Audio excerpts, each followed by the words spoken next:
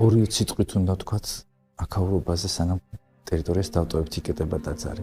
ეს ძველი გამოქვაბულია. მოდი ნელ-ნელა ავიდეთ და გზაში მოვყვეთ, რომ არავინ არ გავაბრაზოთ. ეს ღვთისმშობლის ოჯახის საგვარეულო, ასე ვთქვათ, სასაფლაოა მიწის ქვეშ, მღვიმე. ზემოდა რასაც ხედავთ ტაძარს, ის უბრალოდ ამ ღვიმეზე ჩამოსასვლელზე უკვე დაშენებული. დღევანდელი ზედა ნაწილი ჯვაროსნების განახლებულია.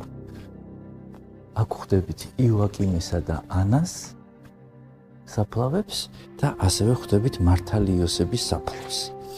წესითა და რიგით მაშინდელი ტრადიციით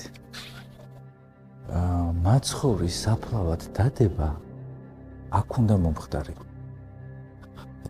წესით იმ ტრადიციებით გარდამოხსნის შემდეგ უფლის სხეული აქ უნდა მოებრძანებინათ და ამ საგვარეულო მღვიმეში დაეკრძალათ. თუმცა ჩვენ სახარებიდან უკვე ზუსტად ვიცით, რომ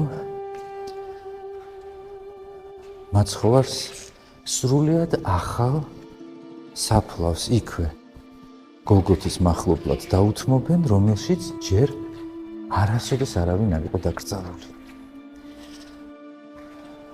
ღვთისმშობლის საფლავის ტერიტორია გეცემანია ძალიან მნიშვნელოვანი ადგილი გახლავთ ქართული მოღვაწეობისა და აქ მრავლად იყო ქართული საფლავებიც, თავად ეგ წინ და გარშემო, აი აქეთ ბაღია კიდევ, ანუ ეს სამონასტრო კომპლექსი იყო და იყო მწიგნობრობის განსაკუთრებულად მნიშვნელოვანი კერა.